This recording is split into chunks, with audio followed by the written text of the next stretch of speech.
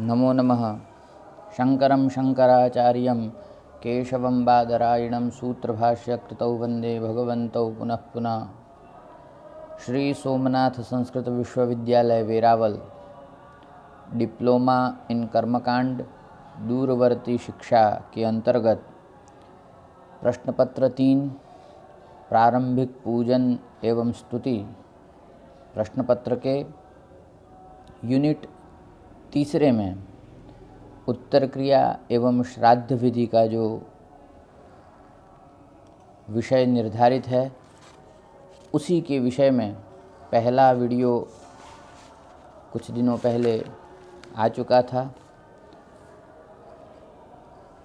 किन्हीं कारणोंवश थोड़ा समय अभाव के कारण मैं दूसरा वीडियो अब अपलोड कर रहा हूँ। अब पहले वीडियो में हमने सामान्य सब चीज़ें कर ली थी। श्राद्ध के विषय में, श्राद्धकर्ता के विषय में इत्यादि बहुत सारी बातें हो चुकी थी। अब घटबंधन एवं प्रातः जल दीपदान विधि, जब व्यक्ति का शरीर छूट जाता है उसके बाद शवदाह इत्यादि के लिए उसके पश्चात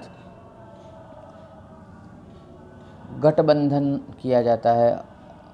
हर एक क्षेत्र का अपना अपना विशेष कुछ नियम हो सकता है, लेकिन सामान्यतः प्रातः काल में स्नान इत्यादि करके नदी तालाब के तट पर जहाँ सुरक्षित हो ऐसे स्थान पर जाकर पीपल आदि वृक्षों पर एक मिट्टी का घड़ा लटका देना चाहिए।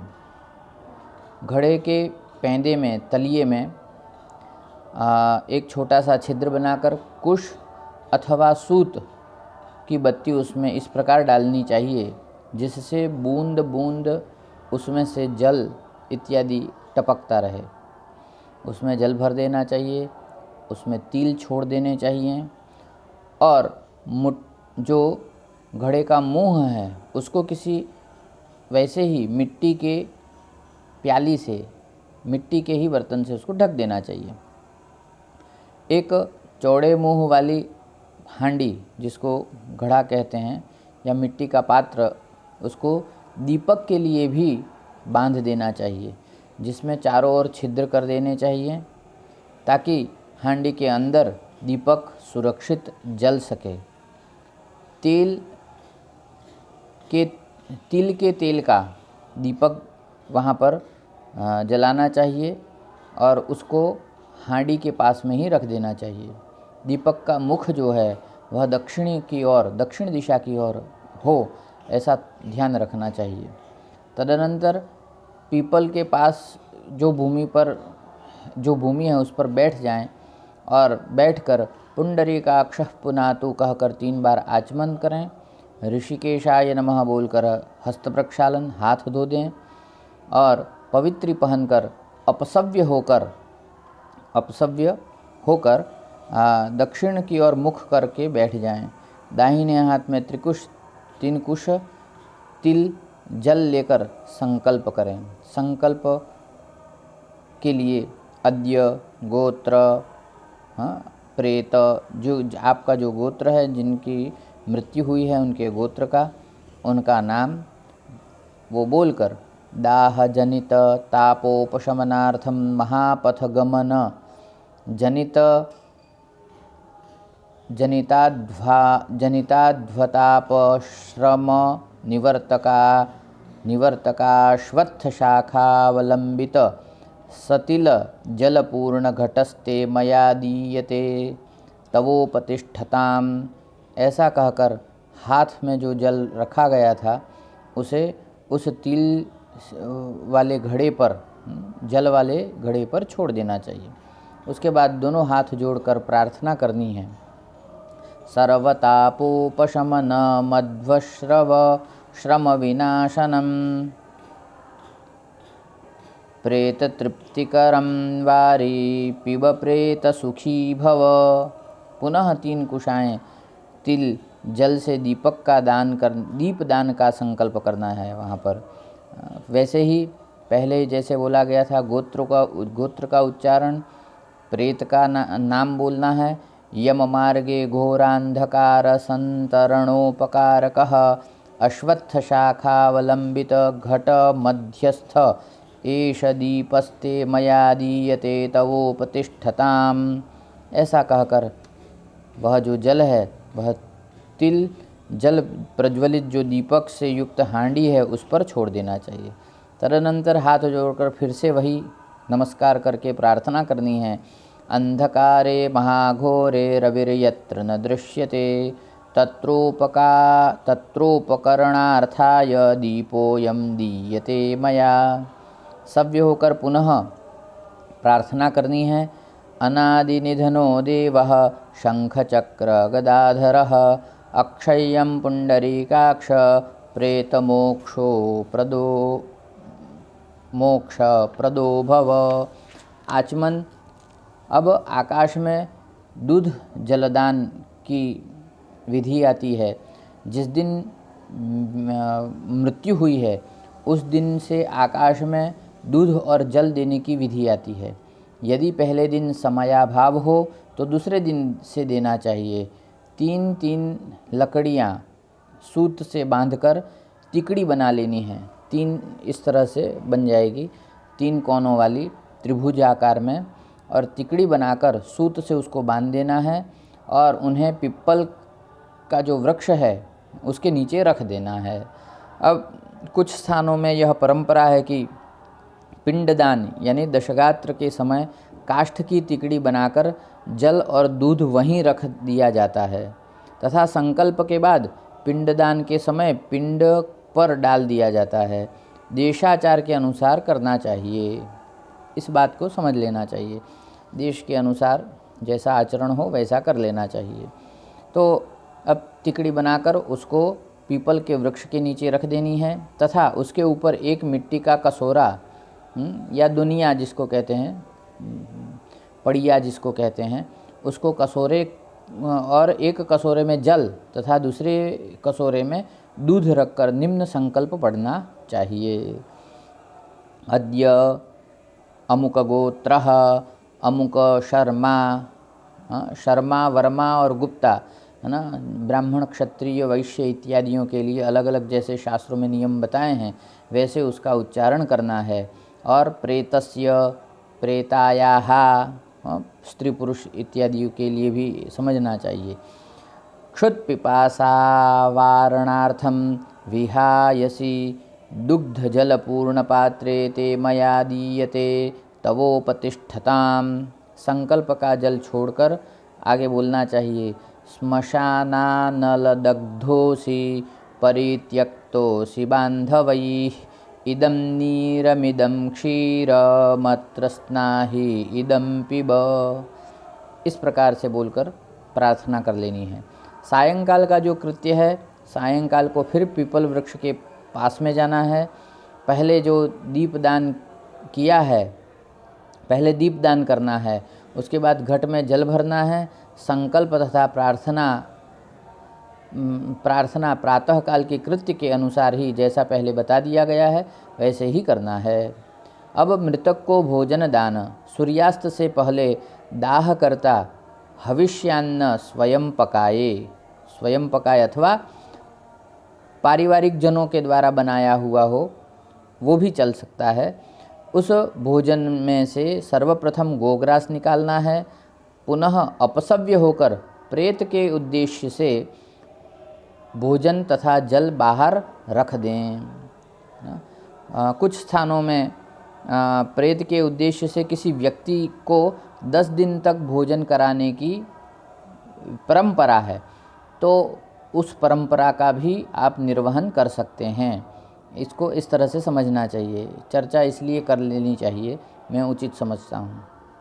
अब आगे जब आप उसको भोजन करा रहे हैं तब उसको कहना है गोत्रः, प्रेत जो भी हैं उनका नाम, गोत्र और सब बोल के क्षुत्रिषादि निवृत्त्यर्थम इदम अन्नोदकम ते मया दीयते तवोपतिष्ठताम्।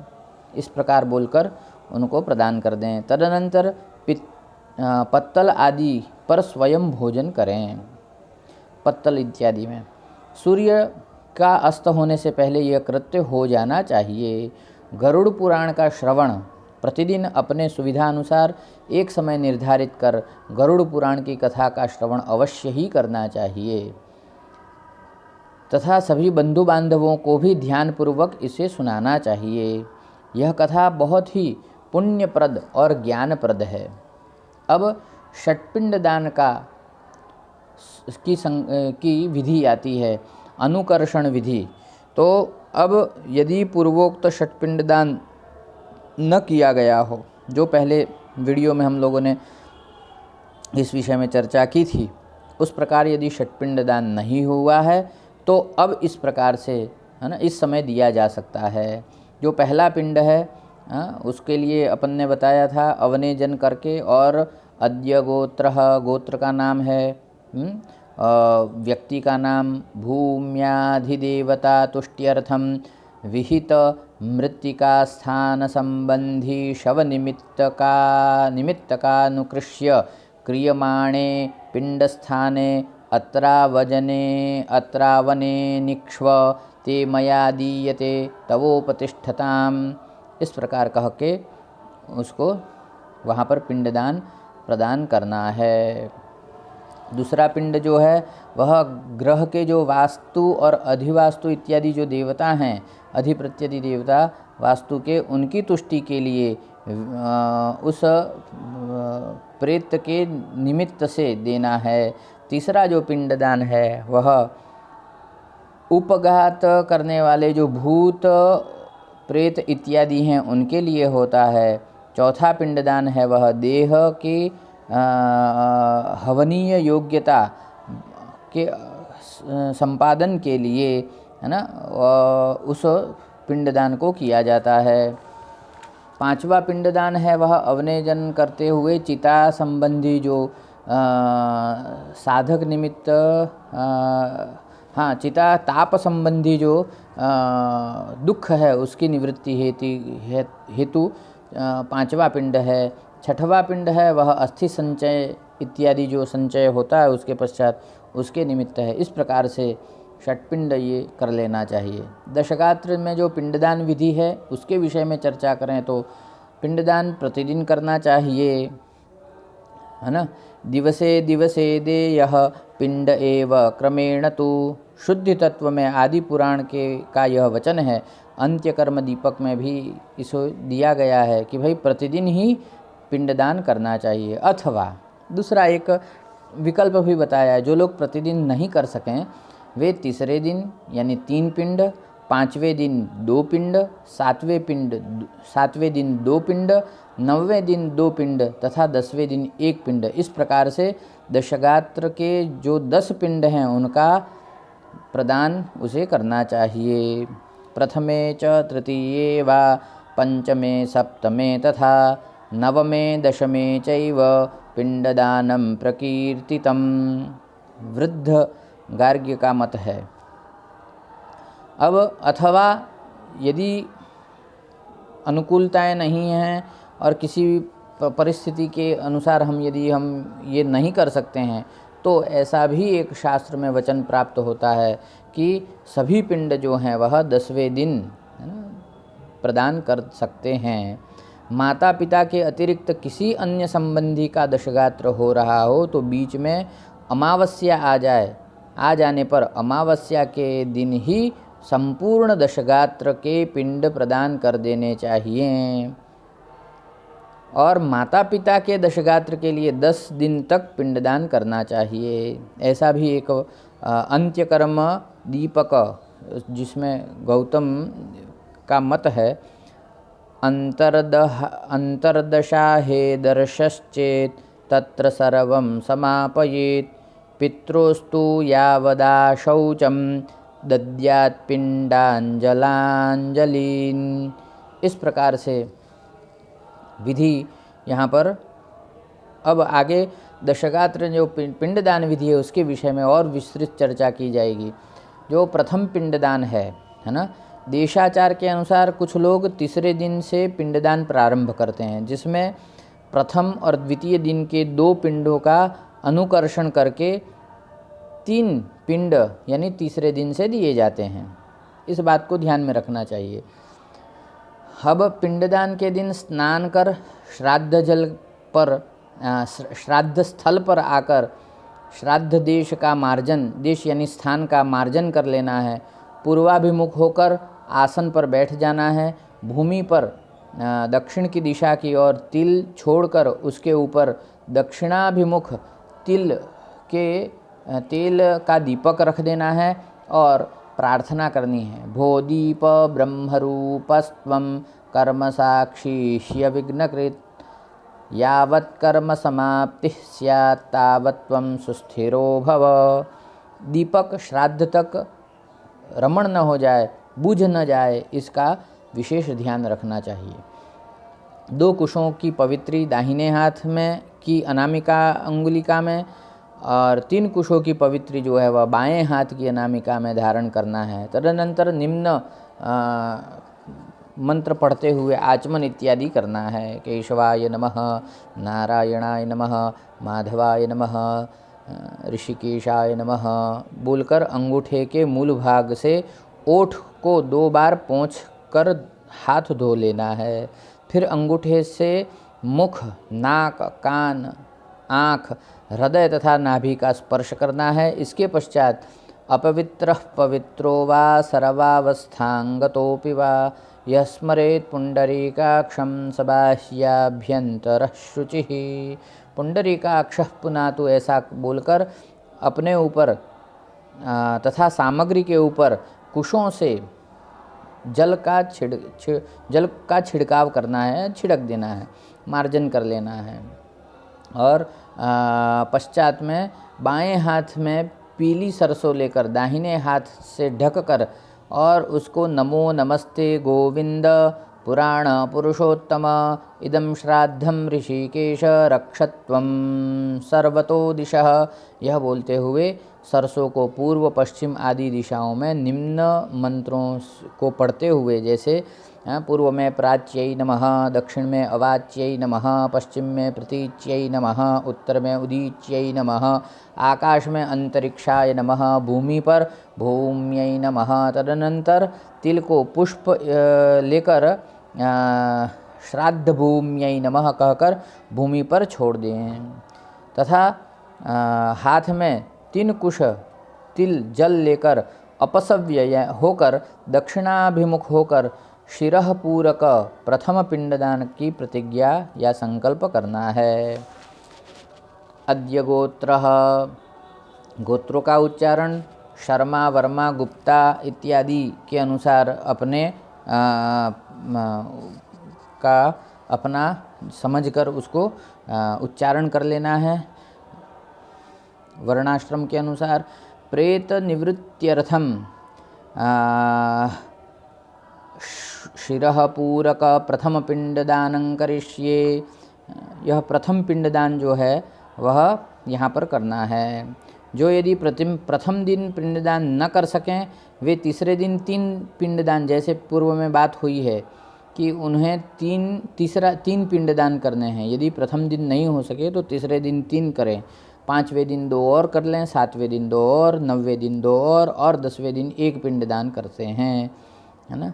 और उसका पृथक पृथक यदि करते हैं तो उसकी क्रियाएं भी होंगी अलग से। तो वेदी निर्माण करके उसके बाद प्रादेश, अंगूठे से तर्जनी के बीच की जो लंबाई होती है उस मात्र लंबी प्रादेश मात्र से चौड़ी, है ना, दक्षिण की ओर ढाल वाली 4 अंगुल ऊंची वेदी बनाकर उस पर छिड़क दें। प्रादेश मात्र बनाकर और उसको दक्षिण दिशा की ओर ढलती रहे और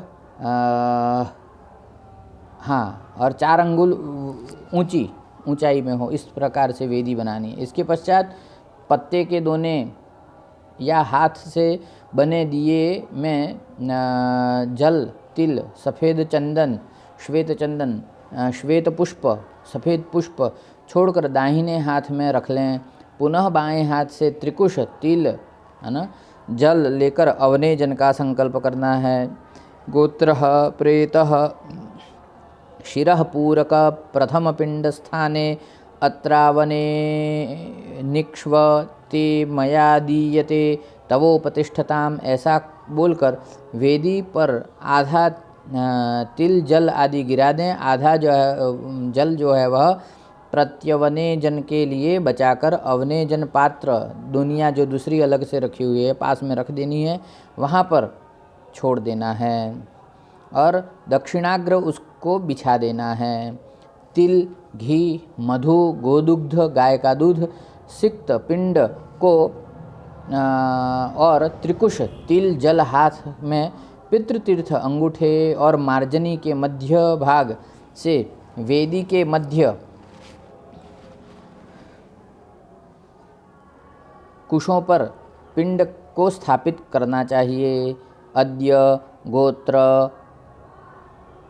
प्रेत, गोत्र का नाम, मृतक का नाम, शिरः पूरक प्रथम पिंडस्ते मया दीयते तवोपतिष्ठताम, ऐसा बोलकर बाएं हाथ की सहायता से दाहिने हाथ के पितृतीर्थ से वेदी के मध्य कुशों पर पिंड को स्थापित करना है। प्रत्यवने जन, इसके बाद अवने जन से बचे हुए जल को पिंड के ऊपर निम्न संकल्प बोलकर चढ़ा देना है, दुनिया को वहाँ से हटा लेना है। इस तरह से वहाँ पर बोलते हुए क्या है, तो वहाँ गोत्र प्रेत शिरः पूरक प्रथम पिंडे अत्र प्रत्यवने निक्ष्व ते मया दीयते तवोपतिष्ठताम। अब पिंड का पूजन कर लेना है। इस प्रकार पिंड का जो पूजन है वह प्रेत को उद्देश्य करके मौन होकर पितृतीर्थ से पिंड के ऊपर उनका धागा, सफ़ेद चंदन, श्वेत चंदन, तर्जनी उंगली से तिल, सफ़ेद फूल चढ़ाना चाहिए। धूप दीप उनको दर्शन करा के नैवेद्य चढ़ाना है, हाथ धोकर उसके बाद भृंगराज पत्र और खस पिंड के ऊपर चढ़ा देनी है। तदनंतर हाथ में त्रिकुश, तिल और जल लेकर संकल्प करना है। अर्चन दान का संकल्प है। यह क्या है, तो अमुक गोत्र शिर पूरक प्रथम पिंडोपरि एतानि ऊर्णसूत्र गंधाक्षत पुष्प धूप दीप नैवेद्यो शरीर भृंगराज पत्राणि ते मया दीयन्ते तवोपतिष्ठन्ताम, तथा हाथ के कुश जल तिल को पिंड पर छोड़ दें। तिल तोयांजलि दानम, दोनों हाथों अंजलि में त्रिकुश तिल जल लेकर संकल्प करें। अद्य गोत्र शिरः पूरक प्रथम पिंडोपरि एष तिलतोयांजलिस्ते मया दीयते तवोपतिष्ठताम, ऐसा बोलकर एक तिल तोयांजलि पितृतीर्थ से पिंड पर गिरा देनी चाहिए। इस अंजलि को वर्धमान तिल तोयांजलि कहते हैं, अर्थात प्रथम पिंड पर 1, द्वितीय पिंड पर 2, तृतीय पिंड पर 3, इस तरह एक एक अंजलि प्रतिदिन बढ़ती जाती है। प्रतिदिन एक एक अंजलि बढ़ती जाएगी। अंत में 10वें पिंड पर 10 तिल तोयांजलियाँ दी जाती हैं। इस प्रकार दशगात्र की संपूर्ण वर्धमान तिलांजलियों की पूर्ण संख्या 55 हो जाती है। दिने दिने दिनेंजलि वृद्धि ही कार्ये त्वत्यथे, गौड़ीय जो श्राद्ध प्रकाश है उसमें इस प्रकार का वचन प्राप्त होता है। तिल तोय पूर्ण पात्र दान, तिल और जल से भरे पात्र तिल तोयांजलि की तरह तिल तोय पूर्ण पात्र भी वर्धमान क्रम से दिए जाते हैं, अर्थात पात्रों की संख्या भी बढ़ती जाती है। दुनिया को पितृ के समीप रखकर हाथ में त्रिकुश तिल जल लेकर संकल्प करना है। अद्य गोत्र शिरः पूरक प्रथम पिंड समीपे एतत् तिलतोय पूर्णपात्रं ते मया दीयते तवोपतिष्ठताम, इस प्रकार संकल्प पढ़कर हाथ का जो तिल जल पिंड के समीप रखे हुए तिल तोय पूर्ण पात्र दुनिया में छोड़ दें। तदनंतर दुनिया का तिल जल पिंड पर चढ़ाकर दुनिया अलग की तरफ फेंक देनी चाहिए। आकाश में दूध और जल देने की विधि की परंपरा के अनुसार पिंड दान के समय भी की जा सकती है। जो आकाश में तिल जल की विधि है वो इस समय भी की जा सकती है। जो लोग इसे पीपल की जड़ में न रख कर पिंडदान के समय करना चाहें वे इसके बाद 2 त्रिकाष्ठिका बनाकर उसके ऊपर एक एक दुनिया रखें। एक दुनिया में दूध तथा एक में जल रखकर प्रार्थना करें। श्मशानानलदग्धोऽसि परित्यक्तोऽसि बान्धवैः इदं नीरमिदं क्षीरमत्र स्नाहि इदं पिब। अब दुनिया का जो दूध और जल है उसे पिंड पर चढ़ा देना चाहिए। वेदी के समीप एक दुनिया में तिल जल तथा एक पत्ते पर माला फूल एक दीपक जलाकर रख देना चाहिए। जल में हाथ में जल लेकर इदं माल्यम परिधेहि इदं पानीयम पिब अनेन दीपेन पश्य कहकर उन पर छोड़ दें। पिंड पर तिल छोड़ दें। त्रिकुश दक्षिणा द्रव्य तिल और जल से संकल्प करें। अद्य अमुक गोत्र प्रेतैत श्राद्ध कर्मणः प्रतिष्ठार्थमिदं द्रव्यम ते मया दीयते तवोपतिष्ठताम। ऐसा कहकर सभ्य होकर ब्राह्मण को दक्षिणा प्रदान करें और कर्म की संपूर्णता के लिए भगवान से प्रार्थना करें। अनादिनिधनो देवः शंखचक्र गदाधरः अक्षय्यः पुंडरीकाक्ष प्रेतमोक्षप्रदो भव नारायणसुरश्रेष्ठ लक्ष्मीकान्तवरप्रद अनेन तर्पणेनाथ प्रेतमोक्षप्रदो भव हिरण्यगर्भपुरुष व्यक्तव्यक्ता स्वरूप धृत अस्य प्रेतस्य मोक्षार्थं सुप्रीतो भव सर्वदा। श्राद्ध के बाद दीपक जो दीप जलाया हुआ उसको बुझा देना चाहिए। पिंड तथा श्राद्ध में प्रयुक्त जो सामग्री है कुशा को छोड़कर नदी तथा जलाशय में उसको विसर्जित कर देनी चाहिए। पिंड जो हैं उनको गाय माता को गौ को खिला देना चाहिए और वेदी जो बनी हुई थी उसको भी वहाँ से हटा लेना चाहिए। इस तरह से जो विधि बताई यह प्रथम पिंड में, उसी तरह से द्वितीय पिंड, तृतीय पिंड, चतुर्थ पिंड और पूरे यानी 10वें दिन तक के जितने भी पिंड होंगे उन सब में इसी प्रकार से थोड़ा बहुत वाक्यांशों का वो अंतर आएगा लेकिन पूरी विधि इसी प्रकार से होगी। अब जो 10वां दिन है उसके विषय में कुछ चर्चा कर लेनी चाहिए, क्योंकि दशगात्र के पिंड की समाप्ति के बाद मुंडन कराने का विधान होता है। अनुभाविनाम परिवापनम, अनुभावी शब्द का अर्थ जो है उसको यहाँ पर बताते हैं कि पीछे उत्पन्न होने वाले, अनु अर्थात पश्चात, भवन्ति इति अनुभाविनः, जो मृत प्राणी से अवस्था में छोटे होते हैं उन्हें तथा दाढ़ी मूछ प्रायः 15 वर्ष के बाद उत्पन्न हो जाने वाले 15 वर्ष के जो हो जाते हैं उन सबके हो जाती है, अतः इन सबको अनुभावी कहते हैं। इन दोनों का क्षौर कर्म सिर के साथ कराना चाहिए। सिर के साथ में अनुभाविन का दूसरा भी एक अर्थ है। अनुभाविन यानी वियोग दुख, अर्थात जो मृतात्मा के वियोग से उत्पन्न दुख को अनुभव करने वाले गांव के, देश के जो लोग हैं और पड़ोसी इत्यादि, वे भी चाहें तो बाल बनवाएं। अशौचमनुभवताम सर्वेषां वपनम, शुद्धि तत्व में ऐसा वचन प्राप्त होता है। परिवापनम, वापन का अर्थ है परित्यज्य वापनम, अर्थात शिखा को छोड़कर सिर का मुंडन कराना चाहिए। अब श्राद्धकर्ता जो है वह पुत्र ने यद्यपि पहले दिन मुंडन कराया था, फिर भी उसे 10वें दिन मुंडन कराना चाहिए, ये भी वचन प्राप्त होता है।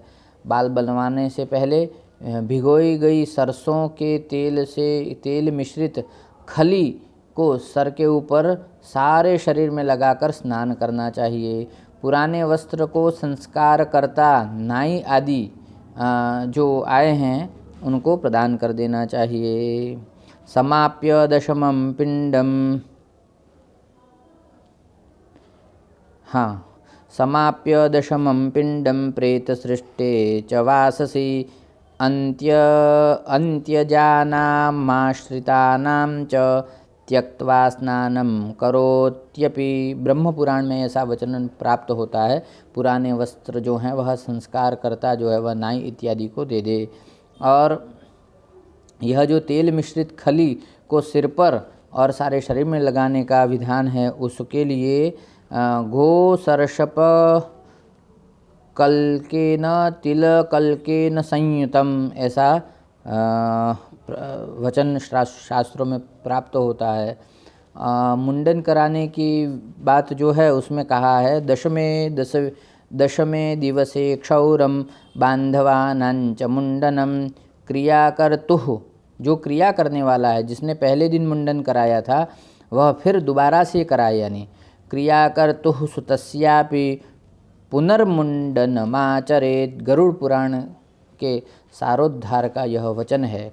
इस तरह से कुलाचार के अनुसार कुछ देर दरवाजे पर मुंडन हो जाने के पश्चात जब वापस आएं, तब उनको एक छोटी सबसे पहले नहा लेना है, बाद में छोटी अवस्था का जो बालक हो उसको आगे कर लेना है, और सजल कलश में पल्लव डालकर दाएं हाथ में लेकर घर आएं। कुछ देर तक दरवाजे पर बैठना है, भगवन नाम स्मरण करना है। कुलाचार के अनुसार मिर्ची, नीम की पत्ती इत्यादि चबाकर कुल्ला करना है, जैसा कुल का आचरण हो। पहले से रखे गए जो जल, अग्नि, गोबर, पीली सरसों, तेल का स्पर्श करना है, तब पत्थर पर पैर रखकर घर में प्रवेश करना है। घर की महिलाएं लीप पोत कर घर को पहले से ही शुद्ध कर चुकी होंगी। उस समय एकादशा के दिन घटस्फोट करने का जो निर्देश भी महापात्र ब्राह्मण को कर देना चाहिए।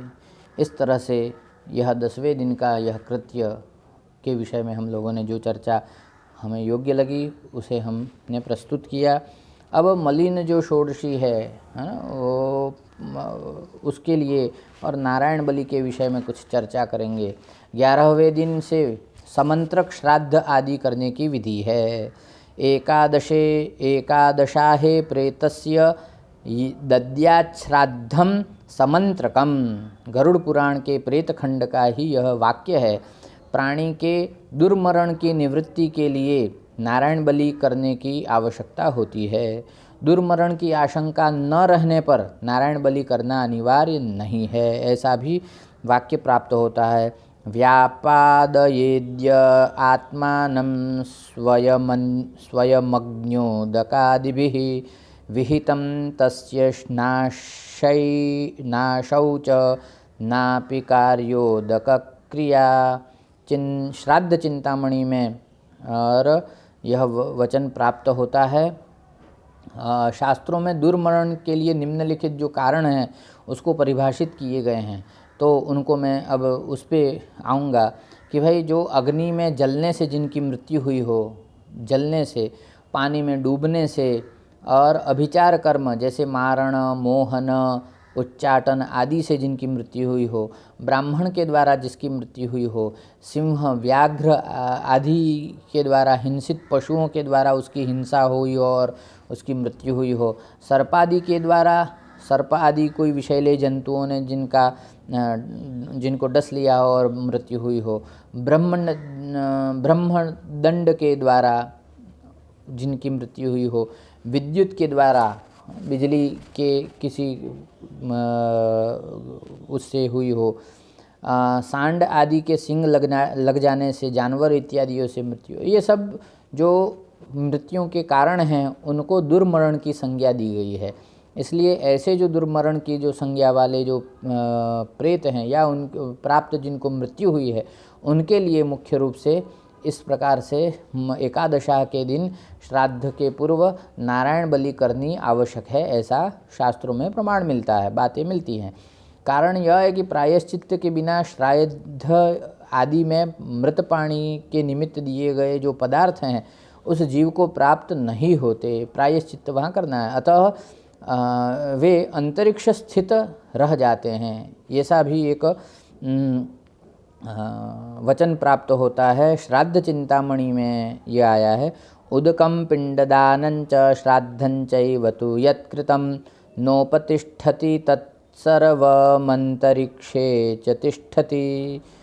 अब परंपरावशात कुछ लोग जो हैं वह कुछ लोगों के मत में प्राणी की सद्गति से निमित्त मृत्यु के समय करने वाली जो शास्त्रों में जो व्यवस्था बताई है वह कुछ प्राणियों के साथ अंतिम समय में पूर्ण न होने के कारण उसे भी दुर्मृत्यु मानते हैं, है ना।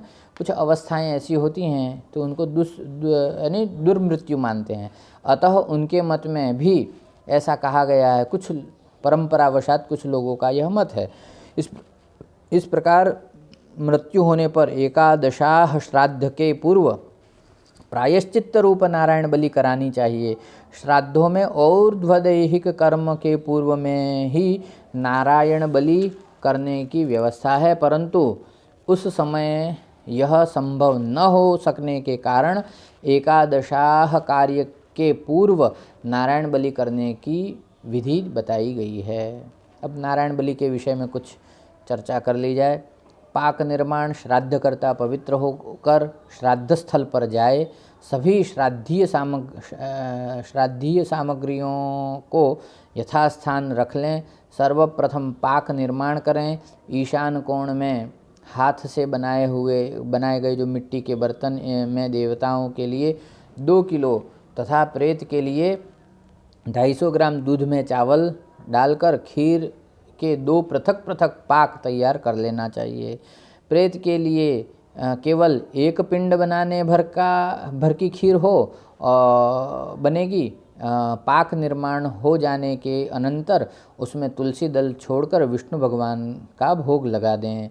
शिखा बंधन इत्यादि पवित्रीकरण कर लेना है और उसकी पूरी जो विधि है। अब आसन पात्रों के लिए और उसके विषय में कुछ चर्चा कर लेते हैं। श्राद्ध स्थल के पूर्व भाग से आरंभ कर उत्तर की ओर क्रम से विष्णु आदि 9 देवताओं के 9 आसन पश्चिमाभिमुख लगाए जाएं। 10वां जो आसन है वह प्रेत के लिए इसी पंक्ति में उत्तराभिमुख लगाया जाए। पुनः 6 आसन देवताओं के लिए इसी पंक्ति में पश्चिमाभिमुख होने चाहिए। उनके आसन के सामने भोजन पात्र के रूप में पलाश के पत्तल, भोजन पत्र के दक्षिण में अर्घपात्र और भोजन पात्र के सामने घृत पात्र रखना चाहिए। इस प्रकार से यजमान अपने बैठने का आसन देव श्राद्ध के लिए पूर्वाभिमुख और प्रेत श्राद्ध के लिए दक्षिणाभिमुख लगाए। इन बातों का खास ध्यान रखना चाहिए। रक्षा दीप प्रज्वालन, इस श्राद्ध में 2 दीपक तिल तेल के जलाएंगे और देवताओं का देवासनों से पूर्व यानी पूर्वाभिमुख और प्रेत का प्रेतासन से दक्षिणाभिमुख 1 दीपक जलाकर क्रमशः जौ तथा तिल पर रख दें। प्रार्थना करें, भो दीप ब्रह्मरूपस्त्वं कर्म साक्षी विघ्नकृत, यावत् कर्म समाप्ति स्यात् तावत् त्वं सुस्थिरो भव। अंजलि में फूल लेकर गयाधाम गदाधर एवं पितरों का स्मरण करना है। श्राद्धारंभे गयां ध्यात्वा देवं गदाधरं, स्वपितॄन् मनसा ध्यात्वा ततः श्राद्धं समाचरेत्। गयायै नमः, गदाधरायै नमः कहकर फूल चढ़ा देने चाहिए। इसके पश्चात श्राद्ध भूम्यै नमः कहकर भूमि पर घन जौ और पुष्प छोड़ देने चाहिए। भगवान विष्णु का पूजन है, उसका जो विधान है, प्राङ्मुखोदङ्मुखं दीपं देवागारे द्विजालये कुर्याद् याम्यमुखं पित्रे अद्भिः संकल्प्य सुस्थिरम। निर्णय सिंधु का यह वचन है। क्रमशः दीप इस प्रकार से जलाने चाहिए, यह एक विधान बताया है। अब भूमि पत्नी सहिताय विष्णवे नमः कहकर विष्णु भगवान को प्रणाम करके पुष्पांजलि अर्पित कर देनी है। श्राद्ध कर्म में जल का उपयोग करने के लिए कर्म पात्र का निर्माण कर लें। अक्षतों के ऊपर जल से भरा एक कलश रखकर उसमें चंदन, तुलसी, जौ, पुष्प तथा कुश छोड़ दें और त्रिकुश से जल को दक्षिणावर्त आलोड़ित करते हुए निम्न मंत्रों को पढ़। दक्षिणावर्त आलोढ़न करना है उसका। और जे देवादेव हेडनंदेवा चक्रमाभयम अग्निर्मा तस्मादेन सोऽभिषवान्मुञ्चतुग्गुहसः। ये मंत्रों का पठन करके प्रोक्षण करना है। प्रोक्षण के विषय में बता रहे हैं कि कर्मपात्र के जल से कुश द्वारा अपना तथा सभी श्राद्ध सामग्री एवं पाक का प्रोक्षण करना है। और श्वादि दुष्ट दृष्टि निपातकादिकम पूतम भवतु, ऐसा वहाँ पर वचन कहना है। दिग्रक्षण करना है। उसके लिए सरसों को अपने दाहिने हाथ में रखकर बाएं हाथ में रखकर दाहिने हाथ को वहाँ ढक देना है।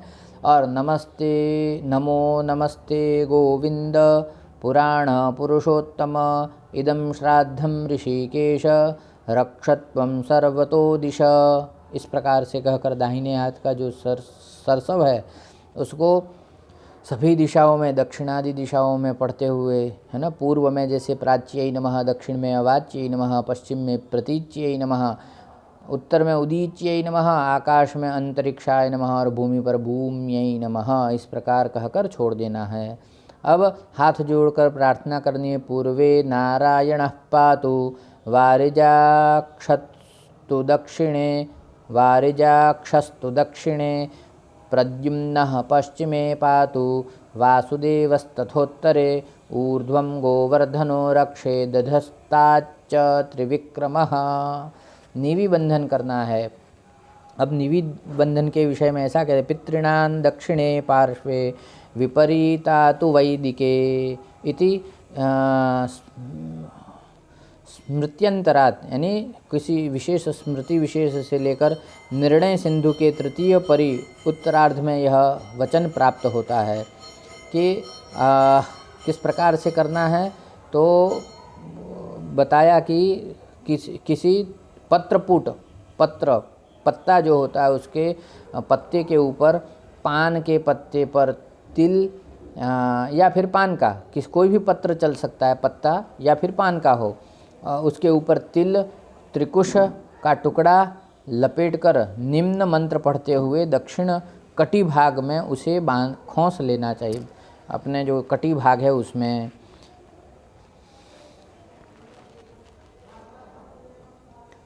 अब प्रतिज्ञा संकल्प वहाँ पर आता है। दाहिने हाथ में त्रिकुश जल से संकल्प करना है। विष्णुर्विष्णुर्विष्णुः नमः परमात्मने पुरुषोत्तमाय ओम तत्सत्। अद्यौ तस्य विष्णुराज्ञया गोत्र का और प्रेत का नाम प्रेतत्व निवृत्त्यर्थम शास्त्रोक्त दुर्मरण दोषाणां मध्ये संभावित दोष निवृत्ति पूर्वक सद्गत्य अक्षय विष्णुलोक प्राप्त्यर्थम नारायण बलि कर्मांगभूतं विष्णवादि तत्पुरुषांत देवानां प्रेतस्य च एकोद्दिष्ट विधिना षोडश श्राद्धानि करिष्ये, हाथ का जो जल है उसे छोड़ देना चाहिए। पितृ गायत्री का पाठ करना है।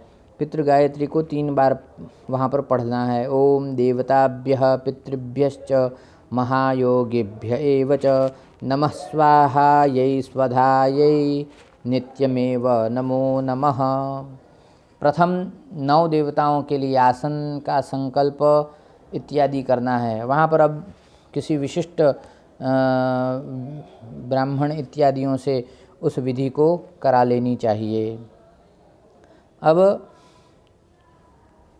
कुछ चर्चा इसमें ऐसी भी है कि आवाहयेदनुज्ञातो विश्वे देवा इत्रिचा यवैरन्वकीर्याथ भाजने सपवित्र के, कि आवाहन जो है वह देवताओं के 9 आसन पर जौ छोड़ देना चाहिए। और जो पहले मंत्र बताया था जवोसी, वो उसी मंत्र से यहाँ पर उसको जौ को बिछा देना है, पवित्री को उतार देना है। प्रेत के लिए आसनदान का संकल्प अब दोबारा होगा। और आसनदान जब प्रेत के सन्मुख आसन पर बैठ जाना है, यहाँ पर पवित्री वो वाली धारण कर लेनी है और अपसव्य यानी दक्षिणाभिमुख होकर और अपसव्य होकर प्रेत आसन पर दक्षिणाग्र 3 कुशा रख दें। फिर त्रिकुश तिल जल लेकर पितृतीर्थ से निम्न संकल्प को पढ़ते हुए आसन प्रदान करें। तिल जल आसन पर छोड़ दें। बस यह पूरी वो रहेगी विधि। प्रेत के आसन पर इस मंत्र से तिल छोड़, अपहता असुरा रक्षागुषि वेदिखदः मंत्र को पढ़ते हुए पवित्र भी उतार दें। 11वें और 16वें तक 6 देवताओं के लिए आसनदान का संकल्प बताया गया है। इस तरह से इन अपने विशिष्ट जनों से, जिनसे हम यह देख सकते हैं, पूरी विधि ही है। अब इसमें कुछ विशेष चर्चा के लिए जो था वो जो ध्यान में आया वह बता दिया गया है।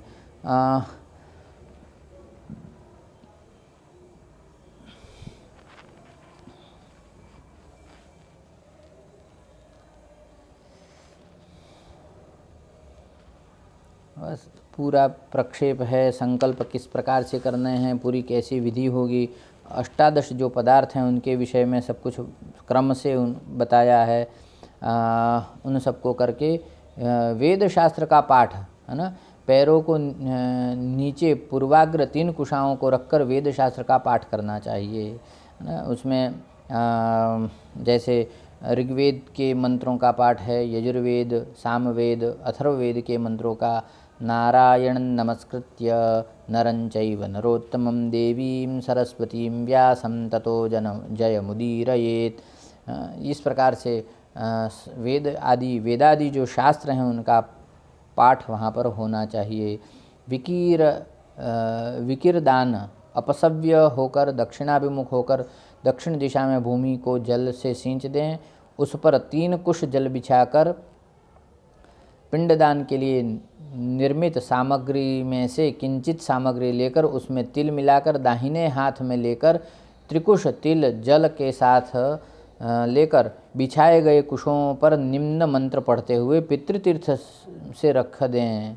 असंस्कृत प्रमीतानां त्यागिनां कुलभागिनां उच्छिष्टभागधेयानां दर्भेषु विकिरासनम् अग्निदग्धाश्च ये जीवा येऽप्यदग्धाः कुले मम भूमौ दत्तेन तृप्यन्तु तृप्ता यान्तु परां गतिम।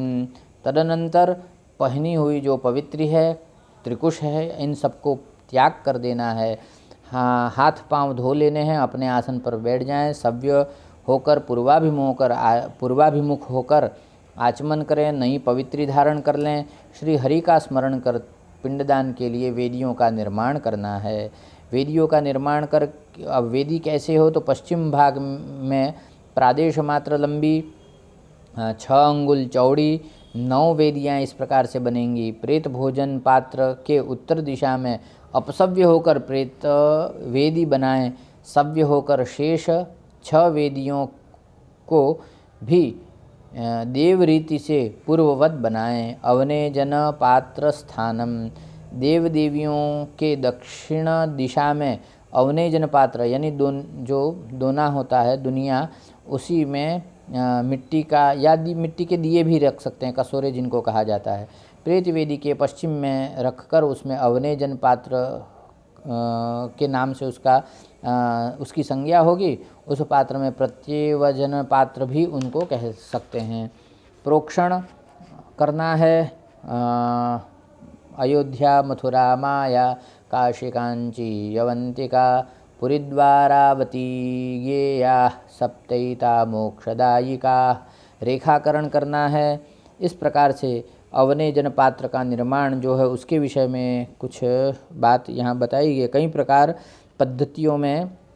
कई प्रयोग पद्धतियों में कुशास्तरण के बाद अवनेजन प्रदान करने की व्यवस्था दी गई है, वह भी विहित ही है। परंतु श्राद्ध के आधारभूत ग्रंथ पारस्कर गृहसूत्र तथा उसके भाष्यकारों के निम्न वचनों के अनुसार कुशास्तरण के पूर्व भी वेदी के मध्य में खींची गई रेखा पर अवनेजन देने का विधान है। इसको इस तरह से समझना चाहिए।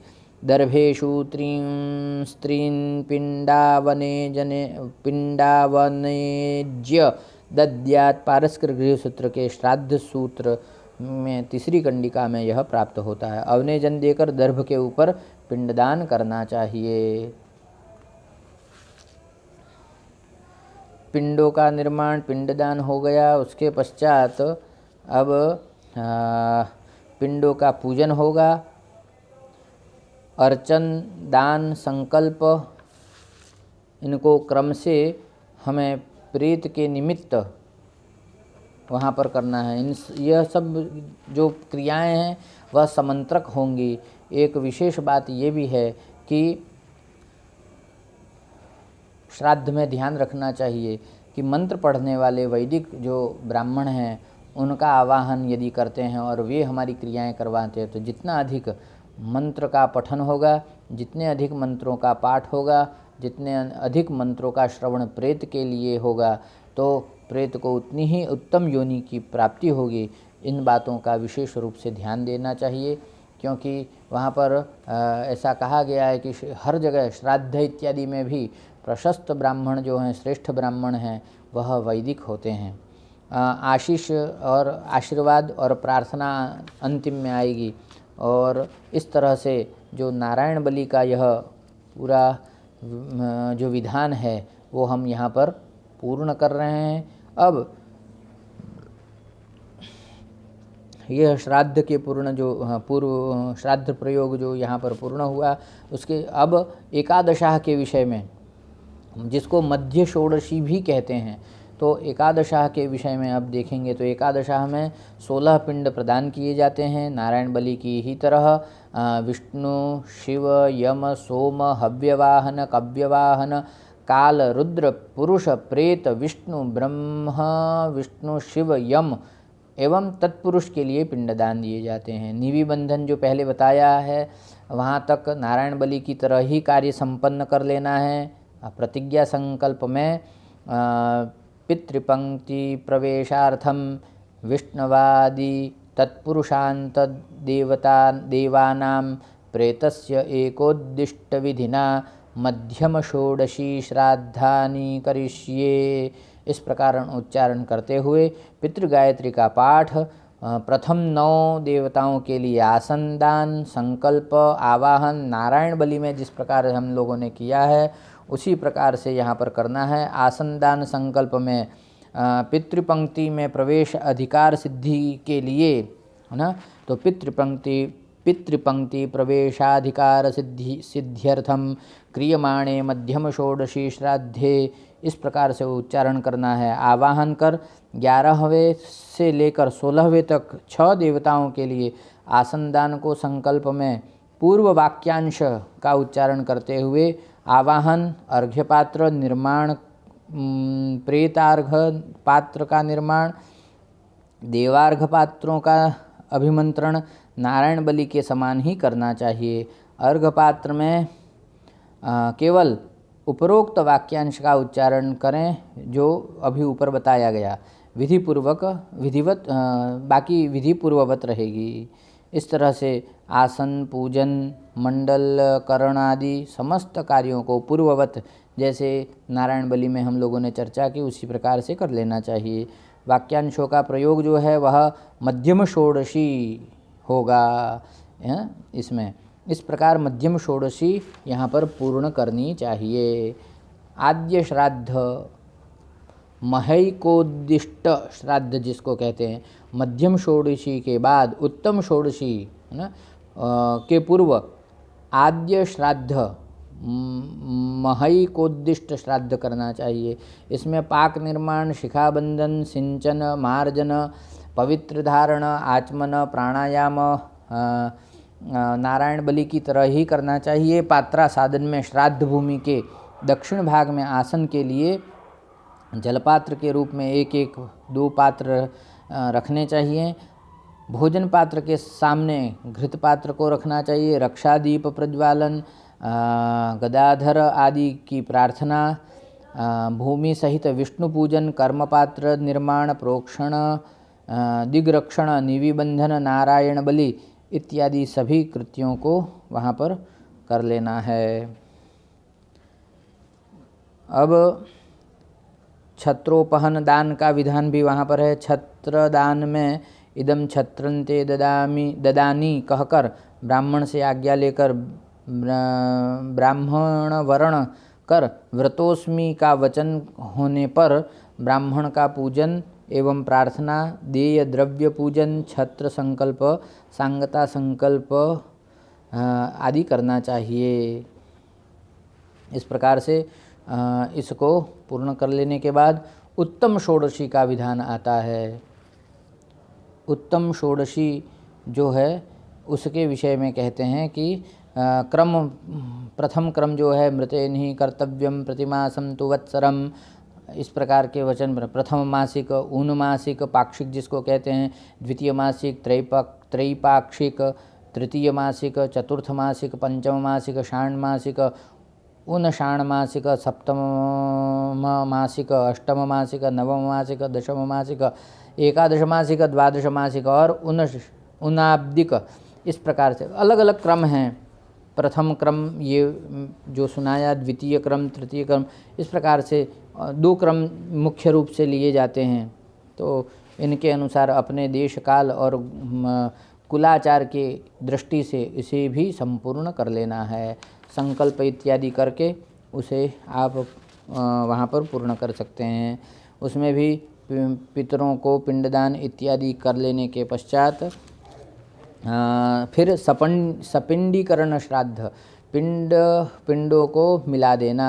अलग अलग पिंड यानी पृथक पृथक पिंड पकाया जाएगा और विश्व देवों के लिए, पितरों के लिए दूसरा होगा। यानी एक विश्व देवों के लिए और दूसरा जो है वो पितरों के लिए।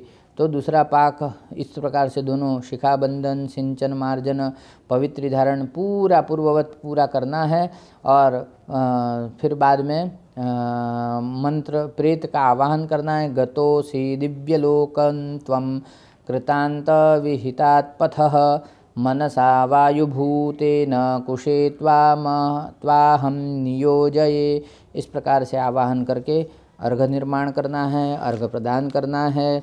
और भी प्रदान करने के बाद प्रेतार्घ का संयोजन करना है, मिलाना है। उसके पश्चात अर्घ मेलन के लिए जो विशिष्ट विधियां बताई हैं, विश्वदेव पूजन को वहाँ पर किया जाता है, प्रेत का पूजन होता है और फिर पिंड का मंडलकरण करना है। और मंडलकरण के बाद पात्रालंबन, विश्वदेव के मंडल में आना पितरों का, और पात्रालंबन के पश्चात अन्नदान का संकल्प। अन्नदान के संकल्प के बाद में वेद शास्त्रादि का पाठ होगा। अवनेजन पात्र का निर्माण और सपिंडीकरण बाद में किया जाएगा। इस प्रकार से सपिंडीकरण श्राद्ध को भी हम यहाँ पर पूर्ण करते हैं और यथा समय और यथामति अनुसार जो कुछ भी इस विषय में जानते थे उसे आप लोगों के समक्ष प्रस्तुत किया। धन्यवाद। नमो नमः।